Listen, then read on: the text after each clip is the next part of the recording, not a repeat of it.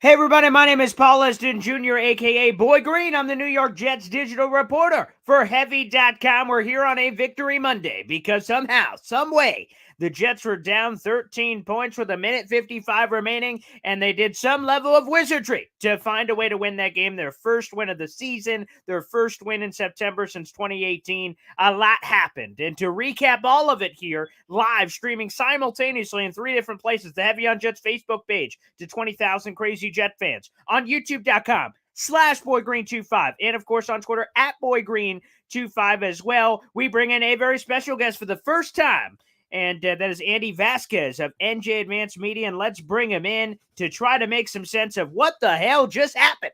Andy, what's popping, my man? I don't know what just happened. Ah, At various times today, I'm like, really? Did all of that yeah. happen? Like all of Mm. it, not just the comeback, but like Ashton Davis making a game sealing pick. I mean, that's the one that's been making me laugh for like the last hour. So yeah, it Wow. was an interesting day. Well, let me ask you, because to kind of break the fourth wall for fans here, like you and all the other members of the beat, you got stories to write. So I imagine when Nick Chubb starts skedaddling into the end zone a minute 55, or even before that, quite frankly, as it looked like the Jets were just out of steam, out of timeouts, and but this just isn't going to happen. I mean, how deep did you get into the story? Ah, boy, narrative. Jets lose. 0-2, receipts, all this stuff. Then all of a sudden, whoa, wait a minute here. Hold the phone. What happened? Yeah, well, I'm a little over. I'm a little over the receipts thing, so I didn't have that probably as much as I should have in there. But the story was done. Let's just say that. Mm. Like when Chubb scored the touchdown, I was like, okay, whatever. And like, you're paying attention out of it. At that point, you start writing because you have to have something in at the gun. So you stop paying attention uh, very closely if it's not a close game, because at that point it didn't feel like a close game. And then, out of the corner of your eye, you see like nobody's covering Corey Davis, and then the stadium gets real quiet. And it's like, okay, I'm gonna have to pay attention now because if they get this onside kick, first of all, I'm gonna have to like start rewriting, and second of all, like they're gonna win the game if they get this onside kick because they have no business. Like you just knew it. It was really weird, like the way that stadium went quiet. And Joe Mm-hmm. Flacco said this after the game too, but like, I mean, Joe Flacco's been an NFL quarterback for 15 years. I've been covering pro sports for like 11 or 12.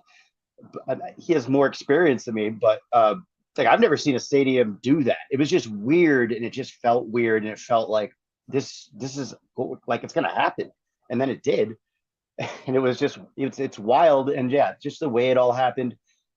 You're trying to make sense of it, and the way we do stuff, and a lot of us do it this way, is you write some stuff, some observations from earlier in the game, and you try not to slant it toward whatever the outcome is going to be, and then the top 400 or 500 words is going to be about what happened at the end if it's close, and that's basically what you end up doing. So there may be a difference in tone if you go back and look at my first story after the game between the top section and the other one, because it was like they just pulled off a comeback.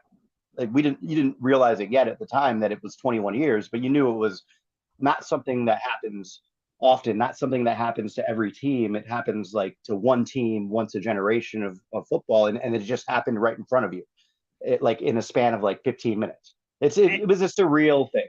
Yeah, and those games don't happen to the Jets on that side. I mean, on the other Yes, side, sure, blowing it. Yeah, I've seen a few yes. of those over the years. But so give us a taste of the locker room. What was that like? Because I imagine a sense of disbelief too. I heard a couple of the quotes coming out that they thought, what the hell did Ashton Davis slide for? We got to go try to win this game. Oh, whoa. Oh, wait, we're up one? Because again, I don't think players are paying attention the same way. They're making adjustments on their own side of the football when they're on those sidelines. Well, yeah, and it tells you that the two guys, at least that I know for sure in the locker room, who said that they did not know what the score was on that last series were C.J. Mosley and DJ Reed, and those are two very good, experienced players. So I think what happened is when Chubb scored the touchdown, they were pissed because they felt like the game was probably over and they were getting run again, and so they're going back to the sideline, looking at the tablet to see what went wrong, and then all of a sudden, like Corey Davis scores the touchdown, and then they're locked in. And next thing they know, they're out in the field after Garrett Wilson does it too. And you can see how it would happen because it all happened very quickly. But yeah, I mean, that's how crazy this game was. In the locker room, it was just like, it was there were different things. There were different, like the younger guys who haven't been around for any of the losing, like Michael Carter was just like, what's the big deal? Like, I don't know why everybody was so freaking out after 0-1. You guys are too hard on us. I know you're doing your job, and that kind of vibe. And then from Saleh, it was just like, he didn't say it, but you could see there was a lot of relief because he was staring 0-2 in the face in another week of who knows, what people were going to be talking about. And I think a lot of the criticism he got was deserved, and I think some of it was over the top. But I mean, he did bring it on himself by saying what he said, and it's not going to be something that goes away. But I don't think it really matters long term because it's going to come down to does he win or does he not. It may get a little bit more unpleasant more quickly if he doesn't, but I don't think that comment is going to determine his fate. It's just something he is going to have to answer to. But yeah, and then Garrett Wilson was. I thought he was very interesting because he was most upset about that drop and just he had this breakout game and it's awesome and he's just like I'm just happy we won and the drop wasn't the reason that we lost the game. Right. So you had like a bunch of varying emotions, but overall it was just it's been a while. I think like I can't remember the game in December that they won, but I think they lost 4 or 5 in a row. It's been a while since we've been in a winning locker room, and for us reporters, I mean, it's been like 3 years. So it was interesting to be in there, and it was good to be covering something different than the same old doom and gloom. I know fans think we like that, but I mean, I don't enjoy criticizing people all the time. It's my job if they don't play football well. So yeah, I prefer if Right. if it was something different. I'm not gonna say I'm rooting for them or anything, but it's good to have a change of pace, and that was a hell of a change of pace. Yeah, to say the least. Again, we're speaking with Andy Vasquez here. Again, we're live on the Heavy on Jets Facebook page, YouTube, Twitter, and I see all you commenters getting involved. Feel free to share your questions or comments. We'll try to get to those before we get Andy out of here. But Andy, on the Garrett Wilson thing, was it a heat of the moment? And what I mean by that is like, he's vibing and Joe Flacco's like, all right, if this guy's hot, we're just going to keep feeding him the ball. Or is this potentially a sign of things to come? Because I've seen a lot of reactions to it of people saying, booyah, wide receiver one, superstar. They're throwing all these things. Everyone was talking about Justin Jefferson, Jamar Chase. Ooh, look at maybe the Jets have their guy. So again, was this just a 1-game sample size? Do you believe that perhaps this could be, again, one of those sign of things to come with how talented and special he is? Well, I think he's super talented, and the biggest thing from watching him now for 2 regular season games is that he just gets open. Like, and I haven't seen a Jets receiver who just gets open all the time like him. And I think Flacco probably went back and looked at the tape from week 1 and saw that he was open maybe a little bit more than he noticed and made a point of getting him the ball. I don't think, I hate saying this after a kid's second game, but I don't think it's a stretch. Like after what we saw yesterday, I think there's a very strong argument that he's already the best receiver on the team. I think he has to keep doing it, but just like what he did with that first touchdown, the move he made at the goal line and how open he got, there's not a lot of guys in the league who can do that. You have to be better than good to be able to do that. And if he keeps doing that kind of stuff consistently, I mean, obviously he's going to get better in terms of like learning the route tree and learning the offense. But for him to be like, the coaching staff has admitted he's raw. He doesn't have it all figured out yet. And yet he comes out there and has a winning impact on the game. I mean, when's the last time you saw a Jets player who had a winning impact? Like, he was one of the biggest reasons they won that game, and he went out there and got it. Like that's what you've always wanted to see from a quarterback. That's what you want to see from an edge rusher. The positions that can kind of, the quarterback can obviously do that, but positions, that can do that and take over a game. And he, they didn't have an answer for him. It wasn't like it was a secret. I mean, he got targeted 14 times. The next guy was Conklin with 9. And then you got, a couple, I think Michael Carter and Elijah Moore with 5. So it wasn't like they were disguising what they were doing. It wasn't like Joe Flacco was disguising it. They threw down the gauntlet and they couldn't stop him. I mean, that's very encouraging. Now, again, it's very early, but yeah, the kid looks really good. And it's a lot of the stuff we saw during training camp. Just the freakish athleticism, the speed, the leaping ability. And I think the biggest thing is the moves that he can make and kind of how he freelances as a route runner to get open. It's different. So it's early and he's got a lot to prove, but it's a very promising start. And I would be extremely excited if I was a Jets fan by what I've seen these first two games, which obviously goes without saying. Yeah, and let me ask you, did the Jets coaching staff wake up this morning and go, what the hell did we do week one? Like Garrett Wilson, it almost felt like at certain points just watching it, like, wow, they're really overcompensating for the week one of 6 snaps or whatever it was in the first half. Now we got to feed this guy. And obviously he was able to provide some level of tangible results. Like, was that, and I asked Connor Hughes this, who joined us last week, so we've got a superstar guest list dropping the Andy Vasquez, Connor Hughes. I mean, come on, people. A little bit of a step down here. I'm not Connor. Come on. Yeah, that not quite the TV action going on. Come on, Andy. One day maybe I'll get there. We'll see. I appreciate that. And but let me ask you, like, with Garrett Wilson, was the excuse enough? And the excuse from the coaching staff, like, we're just trying to go jumbo. We're trying to do this. And then drives got away from us. And before you know it, Garrett Wilson just didn't have the amount of reps. Was that Connor Hughes said last week, to give you his answer? He said that was good enough for me. That was a well thought out explanation. Or the other side of it, this is the number 10 overall pick in the draft. He's the highest drafted receiver by the Jets since Keyshawn Johnson. Maybe get him the gosh darn ball. Who cares what thing you're trying to do? He seems so talented, evidently, this past game, that no matter what your plan is going into week, he's got to be featured. Well, I think you even saw it week one, right? I think they realized their mistake before the second quarter, or before the first half was over, because he was in there early in the second quarter. And while he didn't have the amount of targets that he had this week, he made an impact on that game. And I think they realized that it was a mistake. I mean, because obviously what they did in the first quarter did not work at all. And I think it threw off their rhythm for the rest of the game. And obviously the offensive line, I think when you're going to go back and look at that game, it was a bad setup for the offensive line. I think when you look at a lot of the problems that Joe Flacco had, it was based on the fact that they just couldn't protect him. I mean, you got an offensive line that never played together. You're starting a rookie who wasn't supposed to play probably until 2024, starting at right tackle, and you're going against a defensive coordinator who has no NFL film. I mean, that is not a good situation. And I think you saw a lot better play from the offensive line this week because, they knew what to expect, at least to a certain extent, and they had some experience working together. And I think when you look at all the struggles they had offensively last week, that's where it started. And that's why Joe Flacco was checking down so much, because he was just trying to get out of there alive. And then you look at, they were able to put together a game plan that obviously Wilson was involved. I'm not sure. I don't know. I'll just be honest. I don't know if the plan was to force feed him the ball. It felt to me that Flacco realized early that he was getting open and he made that decision. And even when you talk about the last touchdown, he said he smiled when the play call came in because he knew he was going to Flacco no matter what. I mean, he knew he was going to Wilson no matter what. So I think it was Flacco just understanding that this guy's winning matchups and I'm going to get him the ball.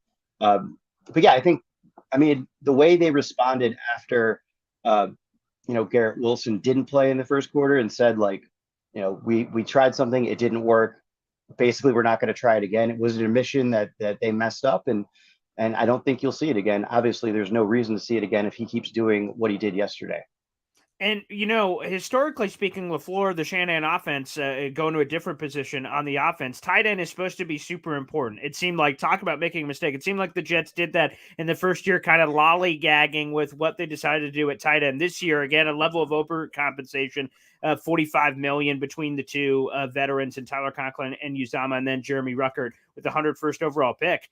But Conklin, from all reports, seemed to be very impressive during camp, but what the fumbleitis is going on here? I mean, Tyler Conklin, I'm going to be honest, I thought he was going to be not only a safety valve, but an interesting receiving option that perhaps has a lot more under the surface than people realized after that career year in Minnesota. But every time getting the biscuit, it's just coming loose. And thankfully, the play of the game, I don't think anyone's talking about. Max Mitchell diving on a loose ball, right tackle going, oh, mama, look at that fumble, and perhaps saving the game there from that perspective. Garrett Wilson the other time. So he hasn't lost any of these fumbles, but it's kind of weird.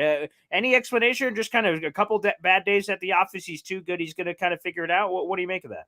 Yeah, it's been strange. And yeah, I mean, if he keeps this up, he's going to be owing the rookies a lot of dinner. It's going to be the opposite way, right?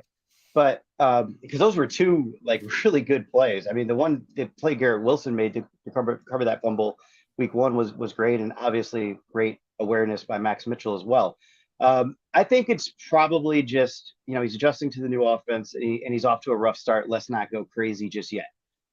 You have a third game that looks like this, then maybe you start to get more concerned.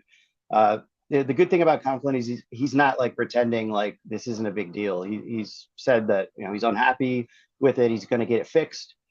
He's not pretending like it's not happening. He's taking accountability. I think that's like for guys getting stuff fixed. I think that's a really good sign rather than just being in denial and saying like, oh, that's not me and it's just never going to happen again. Like he's acknowledging the mistake and taking steps to fix it. I don't understand, why it hasn't worked because, like you said, this offense has a history of tight ends, but being really successful in this offense. I think it's just probably partially Mike LaFleur adjusting to having tight ends out there on the field again and figuring out what their strengths are and what they aren't, and also being so concerned with the offensive line week one and using tight ends in protection that maybe some of the focus was off of what they can do in the passing game. But let's like talk about it again in a couple of weeks. And if it's still like this, it's going to be a huge concern because when you invest as much money as they did this offseason and you're getting not just no return out of it, but the position seems to be actively hurting them through the first two games, that's not going to work. So it's definitely something to be concerned about, but I don't think it's time to hit the panic button yet. He's a proven tight end, and the history says he'll probably turn it around, but you'd like to see that happen quickly.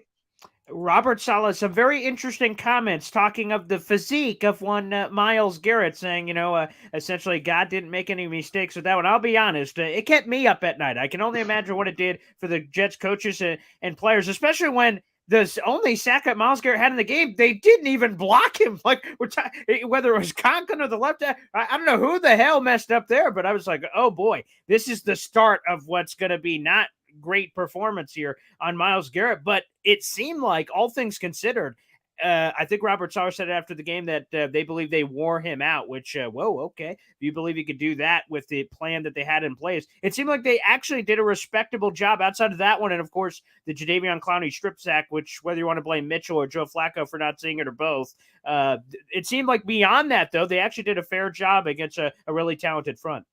Yeah, just reading into some of what Garrett said after the game, it seemed like they threw, and I haven't had a chance because so focused on what happened at the end of the game. Right. I haven't had a chance to go back and kind of watch specifically how the offensive line did. But from what Garrett said and what Saleh said, it seemed like they were throwing two guys at him every time and trying to, wear him out. And Garrett almost acknowledged that either mentally or physically it worked. And he's at the end, because when he was asked about the end of the game, he's like, well, they're tired too. There's no excuse for it. So whatever they did, it was effective. And you're talking about an offensive line that had such a disastrous week one.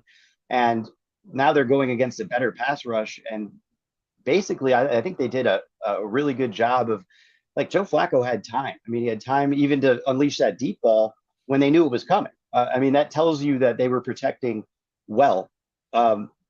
Even though maybe the secondary for Cleveland didn't know it was coming, which I still don't understand. But yeah, like they were protecting well, and even the Clowney play. I mean, that's just what a play. I mean, he was like, I'm sure Flacco's had a guy, in the same position that Clowney was in, just go by him, hundreds of times, and he somehow gets his hand out and makes that play and then recovers it. That was a hell of a play. But for those to be the only two sacks, I mean, a total bust. And then that play, I think it was good. And it wasn't like Flacco was getting hit every time. It wasn't like week one when he got hit 11 times. They cleaned it up, and I think it's really encouraging when you consider that the offensive line is starting a guy who wasn't supposed to be in there yet, and they're still building chemistry. That was only their second game together. So I think. And they had a lot of success, especially early in the run game. I think it was 5.9 yards per carry in the first half. So I thought, that was kind of an under heralded aspect of the performance yesterday. The offensive line really did everything you would want to see them do. They said they'd be better in week two, and they were. Well, going to the other side, it seemed like the Browns' offensive line did almost anything they wanted. But where the hell was the Jets' defensive line? The $45 million Carl Lawson, the $55 million John Franklin Myers, Quinton Williams, number 3 overall pick. He wants to get paid. It seemed like Jacoby Brissett had all time back there. So much so his old ass hit the circle spin move at one. I'm like, who is this Lamar Jackson? What happened last week? So where is this defensive line? And before we get out of here, we'll take a sneak peek to the Bengals where that could be the coming out party. But like, man, Robert Saleh has said this is the pride and joy and how the rest of the cogs in the machine go. And man, absent outside of that one, like I think half sack between him and Quinnen, like MIA, what's going on? Yeah, I thought that was disappointing, and I thought that had a lot to do with the defense's problems because when you're only rushing forward, you're not ever getting home. Jacoby Brissett is going to pick you apart. I mean, like it sounds crazy to say, but that's what happened. I mean, there was just no pressure. And when you're asking your cornerbacks to cover for that long all afternoon, there's going to be mistakes, and there were. Like they did a good job against the run, and maybe they were selling out against the run, and it worked for 3 quarters. It did not work in the 4th quarter when they gave up more than 100 yards rushing, and it got ugly there. And I obviously they should have probably lost that. I mean, not probably, they should have lost that game. Yes. And we'd be having a lot of different conversations today. Like who would have thought that Joe Flacco and the offense would bail out the defense after what we saw week 1? Exactly. Yeah, we drew it up. Yeah. Yeah, exactly. But I would just say it was disappointing and worrisome, you know, for a defensive line that's supposed to be the pride of this defense and kind of the driving force behind it. Again, the only thing I can think of is why it was because they got home against the Ravens. But remember, the Ravens were on to their 3rd right tackle, I think. And yes, right. The Ravens didn't have a running back. They obviously did a great job against Lamar Jackson. The fact that Brissett had a 15-yard run, which was basically like 89% of Lamar Jackson's rushing total against the Jets. That was bizarre. Like that he was able to have his way for so much of the game. And obviously they forced him into a mistake late, but I think that was more the situation than anything. They're going to have to do a better job. And obviously against a, defensive line or an offensive line in the Bengals that gives up a lot of pressure and a quarterback in Joe Burrow who likes to stand back there for a long time, you would think that this would be a good get right week for the defensive line. Before we move on to the next game, I need to ask you, Andy, as you said, you've been covering professional sports for some time now. Is this a lucky win that the Jets should have lost? Like straight up, they should have lost, but they didn't. They won. Is it one lucky win that they cobbled together and then it's just back to the same old stuff? Or can this, and maybe this is too hyperbolic to say, but can it be something that galvanizes this team, cashing in the receipts, so to speak, that Saleh wrote and then it seems like his players cashed? Like, is that more, where do you lean if those are your black and white options? So I'm like, they should have lost the game. Let's be honest. If Cleveland does what it's supposed to do, they lose the game. But once Cleveland made mistakes that let them in the game, they made winning plays. They saw the opportunity and they seized it. And there's a reason that this hasn't happened in 21 years. Like teams don't do that. And I think that is encouraging. I don't think that's just something you can gloss over and be like, they got lucky. I mean, obviously they were lucky to be put in the situation, but they did everything right once they were in it. They got the big play to Corey Davis quickly when they needed to. They made the extra points, which is, not a given for any Jets fans. You know that even in week 1, and we saw it on the other side, that mistake being very costly for Cleveland. The onside kick was perfect. The way the guys went after the ball. You see Hardy going after his man, not the ball. You see Parks going after his man and the ball. They did everything right on that play, and then obviously that drive at the end of the game. There were several opportunities for it to go wrong. Flacco almost got sacked by Garrett, gets rid of the ball. If he gets sacked, they probably lose the game, or it's going to be really tough because you're losing time there, and it's going to be 4th down. I mean, and then Garrett Wilson bounces back from that drop earlier in the game and catches, 2 big passes, the pass to get down to the 15 and then the touchdown pass. I mean, they just made a ton of winning plays at the end of that game, and I don't think you can just overlook that and be like, that's luck. That was that was progress. That was a step in the right direction.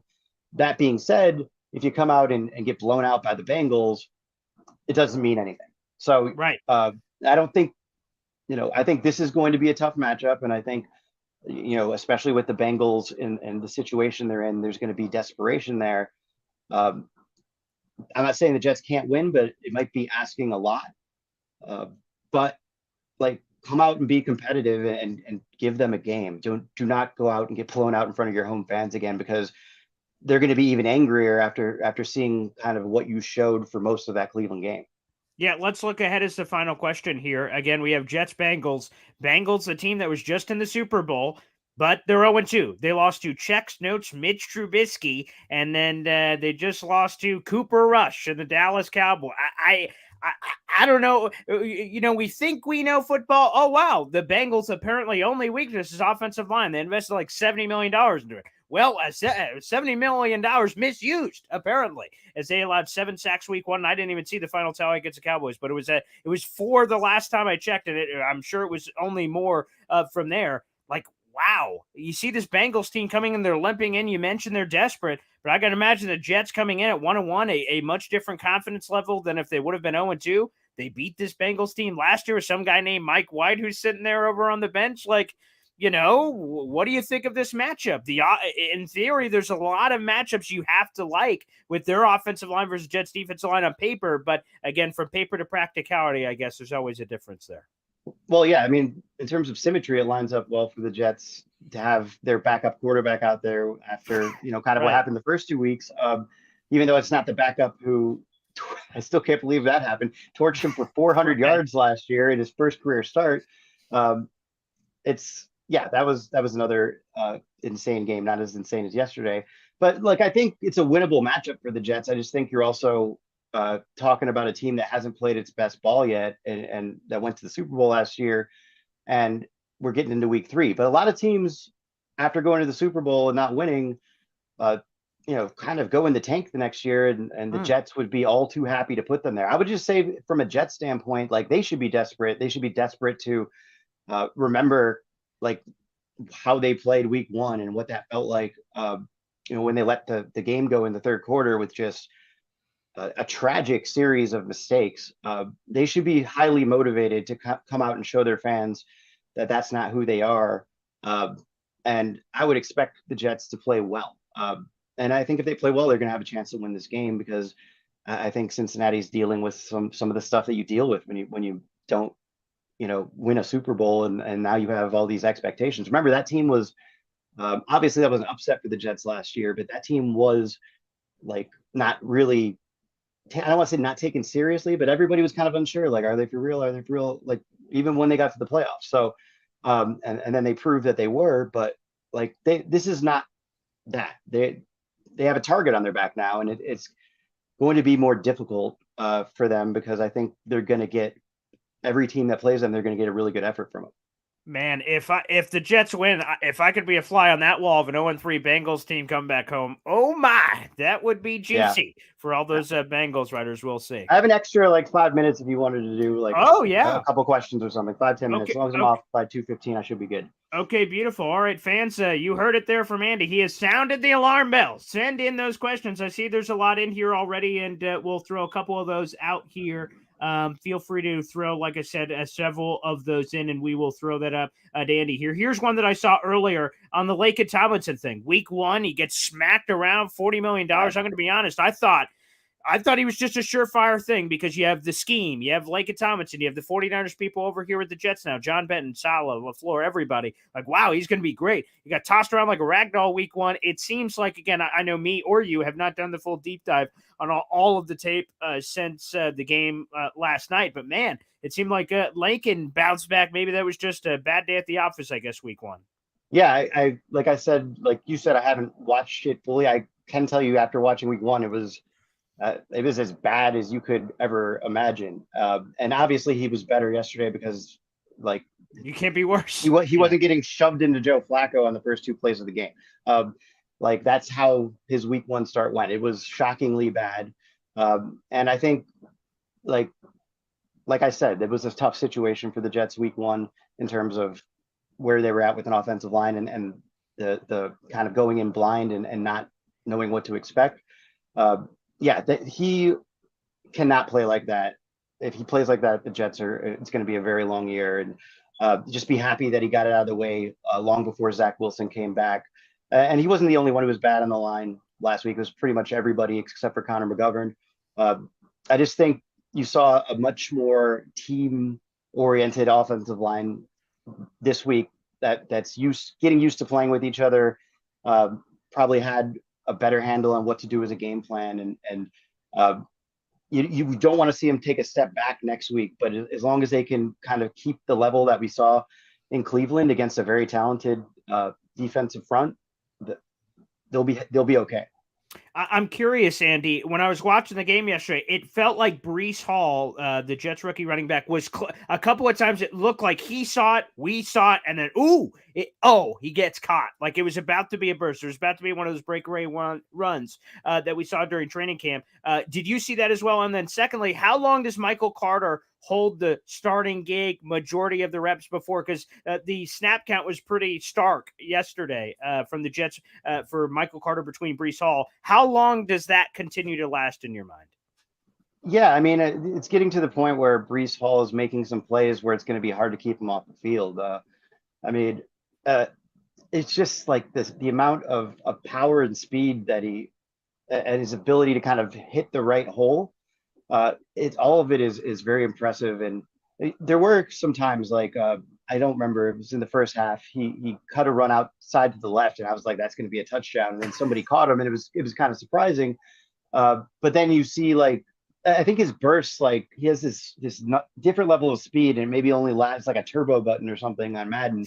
I don't even know if Madden has a turbo button anymore.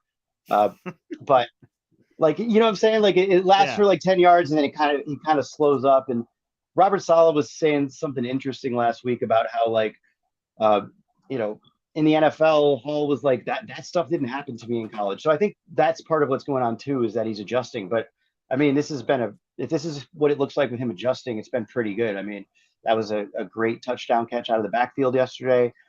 He had some really impressive runs. I think the Jets probably need to be a little bit more committed to continuing the run game into the second half. I know obviously in the fourth quarter it was a different situation, and there's a reason they weren't running the ball much, but they're I have to go back and look at the breakdown, but it felt to me like they went away from the run in the third quarter. And again, this is a game where like there were limited possessions. Joe Flacco said it afterwards. It's like a classic AFC North game. And like there wasn't a ton of possessions. Like the Jets may have only had like a possession or two in the third quarter. And maybe that's why it felt like they went away with it. And they had a lot of penalties, and that's something they certainly need to get cleaned up as well. But yeah, I mean, if Brees Hall keeps doing what he's doing, I think he'll probably take over and be the guy you see in there first. But also, I mean, we see Michael Carter has a place in this offense and does a lot of good things. I mean, it's still, even when he's not getting many yards, he's making the first guy miss. And that's something, as he kind of learns how to play in this league, he may be able to more effectively exploit as time goes on. And I think you're right, Andy. Again, I think we said this with Carter Hughes last week, that the demise of Michael Carter was greatly exaggerated this offseason. Brees Hall's taken the highest drafted Jets running back in 31 years. Michael Carter, who? Brees Hall time, baby. You know, offensive rookie of the year. Everyone throwing their money all over the place. But I think Michael Carter certainly still has a place in this offense. And Andy, I'm going to be honest, it felt like, to use a Game of Thrones reference, like the Red Wedding out there yesterday. Bodies were all over the place. Sauce Gardner down. Jermaine Johnson down, JFM, Quentin Williams were like, whoa, mama. And Garrett Wilson even on the scary play on the sideline. But it seems like, from all accounts, that everyone that, I think that's what Saleh said after the game, is that everyone who did get hurt at some point were able to make it back in. So all safe there from that perspective. That's normally not the case for the Jets. Yeah, it seems to be safe. And it was like at one point, I mean, I think it was all three of the first round picks like came off the field. And in a pretty quick, like in a 1 quarter period there, but all of them came back. Like, you know, Sauce came back in. I'm guessing he was being evaluated for a concussion just by what you could see. The NFL guy with the red hat, who was the concussion guy, was over by the tent, but he got his helmet back and was back in the game. With Garrett Wilson, he said he was never thinking about coming out of the game. He's just like, how quickly can I get back in? But that's part of like when he's so athletic and he gets so high up in the air for these acrobatic catches. I think that's always going to be a little bit of a concern because he goes after it with a reckless abandon, and you're going to fall hard when you get that high in the air, and that's exactly what we saw on the Jets sideline.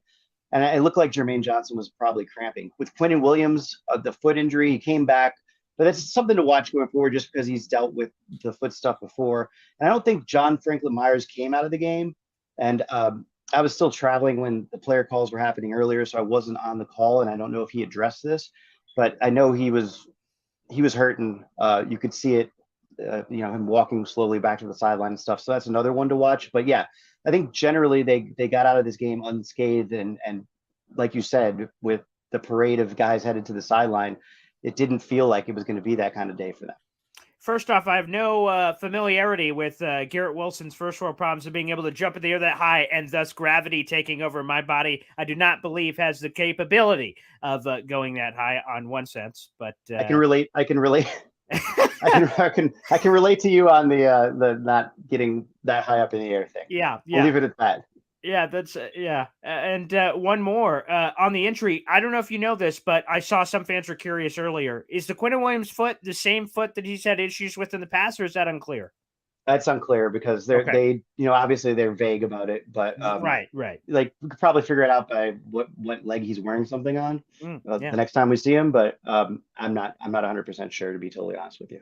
Okay, investigative journalism to come. What little I saw that was funny. It was on the Broncos beat. Melvin Gordon, what seemed to be wearing a brace around his ankle. A Broncos reporter on. He's like, "Dude, that's my phone. I keep my phone in my sock." So I guess we always got to be careful. I guess with our observations, but I guess that we'll kind of see from that perspective as well. And I don't know. If you know why would you need your phone in your sock on the? That's also weird. I don't know. I've never been a phone in the sock guy. Like, I get it. You don't have a lot of pockets, I guess, when you're just out and about at practice. But I don't know. The sock seems like a weird place. You just leave your phone in the locker room for practice too. That too. Yeah. What are we tweeting during practice? I don't know. Yeah. There's probably a rule against that or something. Exactly. Yeah. I don't even know. Last one here, Andy. Do you know? Does the Sauce streak, for lack of a better word, does it stay alive? I know he thought that for a second we're like, oh no, he gave up a touchdown. No, wait, no, he didn't. And some of the officiating yesterday was, I hate to be that guy, but some of that looked pretty questionable. Yeah, I'm not that guy, and I will say, like, there was a point like when stuff looked like it was going to go bad for the Jets, where I was like, they're getting a bad whistle. It did see, and Salah was not a happy camper, to say the least, for much of that second half. I don't know. He seemed to be unhappy with some of the illegal formations and stuff like that. And I'd have to go back and look and see exactly what was going on there. Ultimately, they have to get it cleaned up because you're not going to win a game when you commit like they did yesterday, but they put themselves in a bad spot. One of those offensive drives, I think they had like 3 penalties. And obviously it didn't work out on that drive, but I forgot the first part of your question. I'm sorry. Oh yeah, no, I kind of got lost in my own question. I went, oh yeah, the officiating was pretty questionable. But no, Sauce, do we know, did Sauce ever give up the touchdown? Did that count? Did that not count? Do we have to go to the PFF numbers on that? Yeah, I think it depends on who you're looking at. I think PFF, credited him for a touchdown surrendered.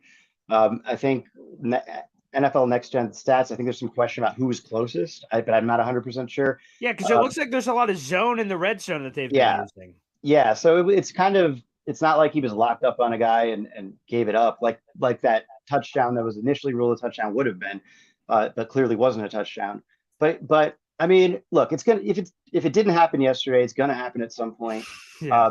And I think Sauce didn't have the best game yesterday, but again, when you look at what the defensive line was able to do, and you look at he's a rookie, he's not gonna be perfect every game, and no one should expect that. It's not a huge reason for alarm if he has an off game here or there, as long as he continues to not make the same mistakes, which the Jets say he's very good at correcting. I think everything you've seen from this kid is that he's the real deal, and until he puts together some sort of horrific stretch or something that would make you question that, you shouldn't think too hard about it. Just trust that he's able to do it, because for the vast majority of the game you're not noticing him, and that's really what you want out of a cornerback. And speaking of coverage, last point here, hashtag analysis. Let's maybe not put Tony Adams, undrafted free agent Amari Cooper. I know, hot take. I'm aware. I went 22. Is that Tony Adams? Then whoop, he puts him in on a spinner and then goes free. So I get the Jets coaching staff currently loves Tony Adams, but let's just try to avoid that moving forward on Pro Bowl. Yeah, I don't think we saw that after that, but excellent. I will say it was better than the first half when they had nobody covering Amari Cooper. So that's a good point. Yeah, hashtag progress. There you go. That's what you like to see from your NFL teams. Andy, that was a lot of fun. Thanks for joining us for the first time. Hopefully the first of many. Andy, before we get out of here, let everyone know where they can find all your New York Jets coverage. Yeah, well, at nj.com/Jets is where you'll find all of my work. I did kind of a minute by minute breakdown. It was 17 minutes that the Jets took from that Chubb touchdown to basically the Ashton Davis pick, and I kind of went through like breaking it down like 3:54 p.m. This is what happened, and that's cool. Kind of, if so, a fun read if you want to get some context from what the guys in the locker room are saying and kind of see how that all unfolded, and a lot of other stuff from yesterday's game, the 5 most unlikely heroes and that stuff. And you can also follow me on Twitter at Andy_Vasquez, and I have an Instagram account by Andy Vasquez that I am bad about, but I'm going to get better, I promise. Okay, there you go. Hit him up on the gram, kids. I need to get better about that too. But there you go. Instagram, Twitter, and of course your stories, which I'm very much looking forward to. Andy, that was a lot of fun. Thanks for checking in, pal. Paul, thanks for having me. I appreciate it, and enjoy the week, Bengals week. That's Maybe right. It'll be as interesting as last year. All right, we can only hope so. Andy Vasquez, everybody. Thanks for tuning in.